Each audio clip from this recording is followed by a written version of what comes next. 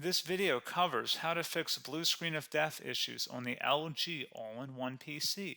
Follow these troubleshooting steps to repair Windows crashes and get your LG All-in-One PC running smoothly again.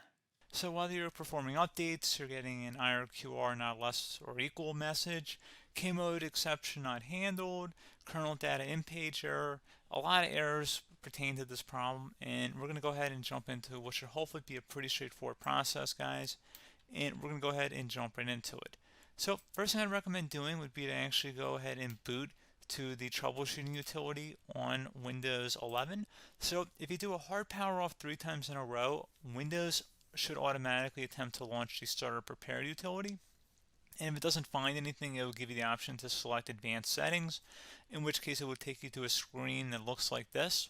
Now, if it does not take you to a screen that looks like this, or you're unable to get to that, you can also download the Windows 10 Media Creation Utility, or Windows 11. They probably will make a creation utility for Windows 11 at some point. And it doesn't really matter, you can actually run the Windows 10 utility on Windows 11 as far as I'm aware.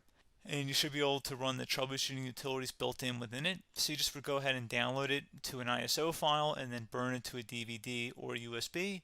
It'd have to be about 4 gigabytes or more. It couldn't be a small USB flash drive, and it couldn't be a CD. It'd have to be a DVD. And then you'd boot your computer from it. So depending on the computer manufacturer, you'd have to tap a different key on your keyboard in order to launch that menu, in order to select what boot drive you want to go off of. So it could be anything between the escape key, F2, F8, F12, for example. And those are the function keys on the top of your keyboard. So you may have to just do a little bit of trial and error. Shouldn't take you more than a couple minutes. Googling it would probably be best before you even begin. But anyway, we're ready to go ahead and jump right into it.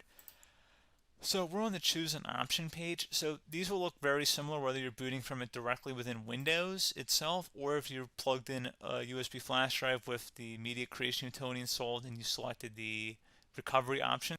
So when you are setting up your Windows 11 installation or Windows 10, depending on the drive you're using, there should be an option to repair your computer in the bottom left corner of the dialog window, one of the first screens that comes up.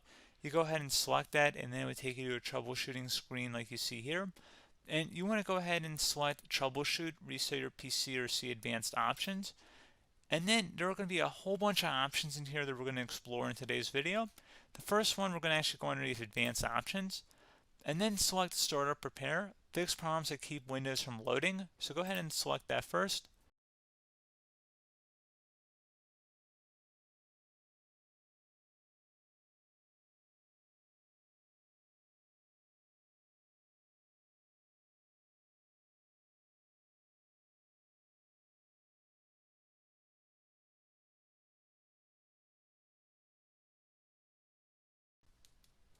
Okay, so you can see it could now repair our PC.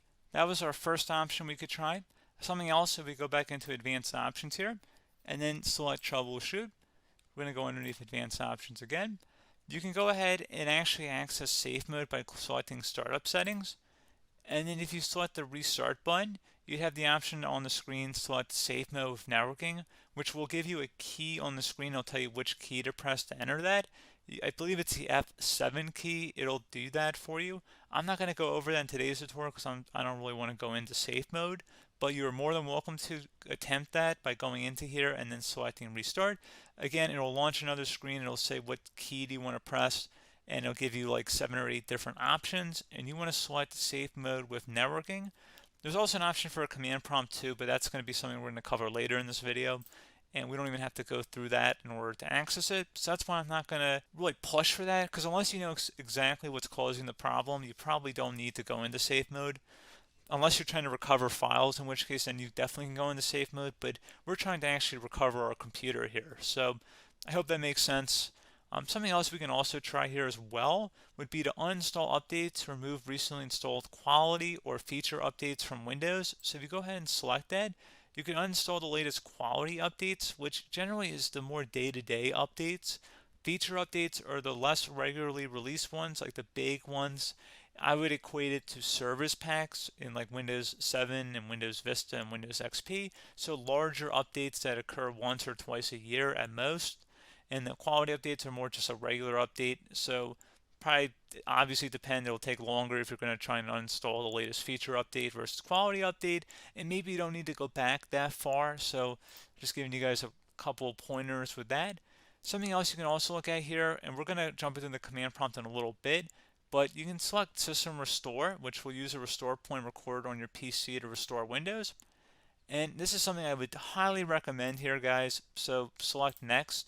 Assuming you have a restore point saved on your computer, you go ahead and select the most recently created one, and you'll select Next, and then you'll select the drive. You shouldn't actually have to select the drive. You can scan for affected programs, but we're going to keep it all default here, and then we're going to select Finish. So once started, System Restore cannot be interrupted. Do you want to continue? I think we're going to select yes. I don't think we have anything better to do on our computer right now, so just give it a moment here to initialize. It will take a couple minutes to run, obviously depending on how large your hard drive is and how much is saved on the System Restore point. So just give it a couple minutes here.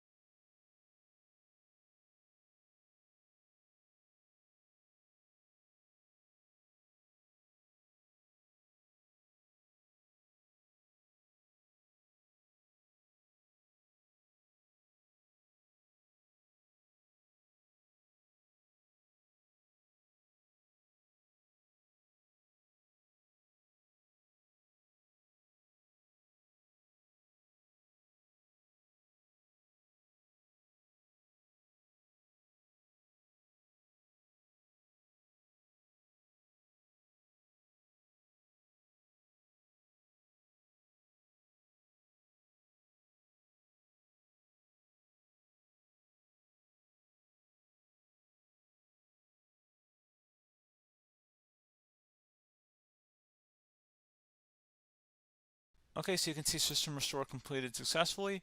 The system has been restored. Your documents have not been affected. Click the restart button to restart your computer. Go ahead and select restart.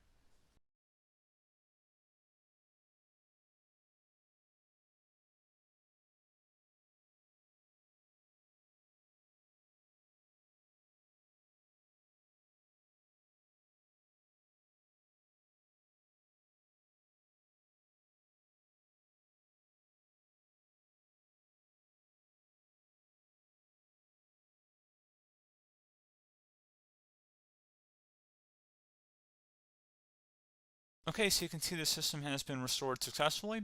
We're going to go over a couple different methods addition to that if that did not work. So I'm just going to pause the video and we're going to start back on the recovery screen that we started with. Okay, so a couple other things we can try here too. If you go back into troubleshoot, you can select reset your PC, while you choose to keep or remove your personal files and then reinstalls Windows. You can select to keep my files, which will remove apps and settings but keeps your personal files. You can also select remove everything, which will remove all of your personal files, apps, and settings. So this is more of a factory reset, the second option here. First option, it should not delete all of your personal files. However, it will pretty much clear most of your programs. And keep in mind, there's no guarantee that your information, number one, is even still available and easily recoverable on your computer to the point that you actually would be able to recover anything. And the second point is that there's always a chance that it won't actually recover and it will just do a factory reset anyway. So there's no guarantee that actually would keep your files anyway. So I would recommend trying to get a recovery tool and backing that up first before selecting it anyway.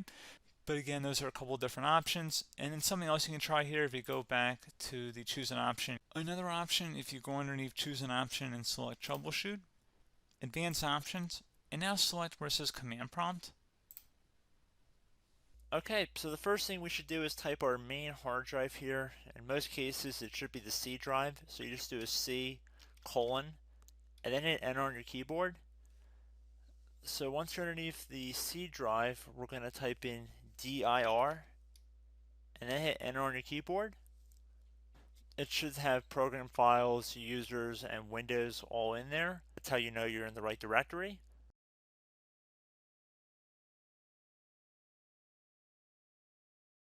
In some cases, it might be the D drive as well, so just keep that in mind.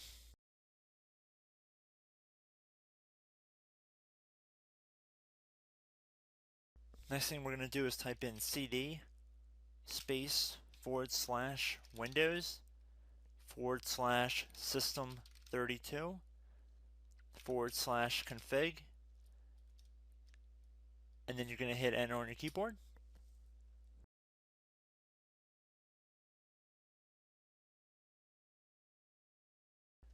So now you're going to type md space backup.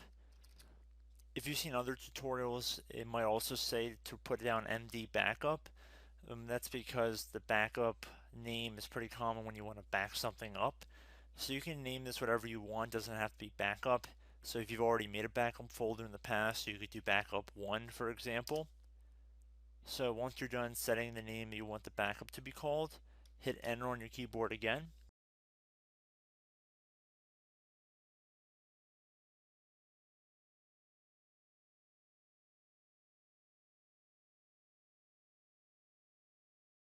At this point you want to type copy, C-O-P-Y, space, then you want to do the star symbol above the 8 key, then do a period or a dot, whatever you want to call it, then another star sign, and then another space, and then type backup, and then hit enter on your keyboard.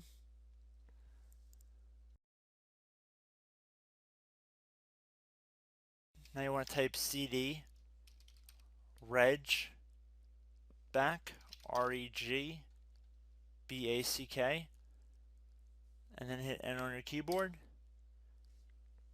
So now that we are under the reg back, so now you want to type dir again, and then hit enter.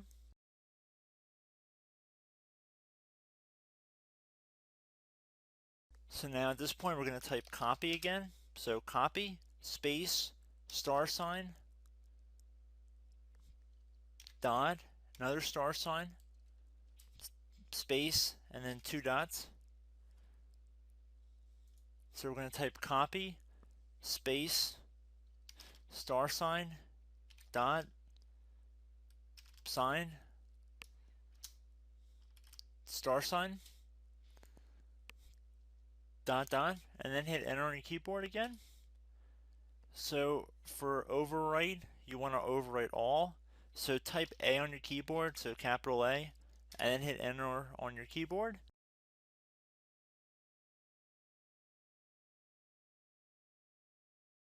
So at this point, you should be good to go. You can close out of the command prompt window, and if you accidentally continue to Windows 10, you should be all set.